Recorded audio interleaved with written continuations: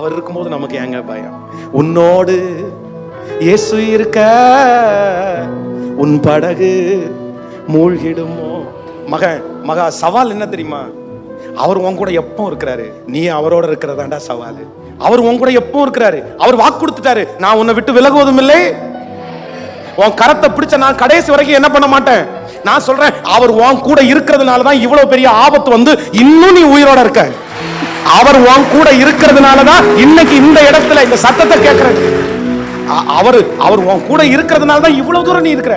அவர் உன் கூட இல்லைன்னா நீ பார்த்த விபத்துக்கு, அதான் உன் கண்ணுக்கு முன்னாடி செத்துட்டல, உன் கண்ணுக்கு முன்னாடி ஆபத்தை நீ பார்த்துட்டல, ஆனா நீ உயிரோட இருக்கல.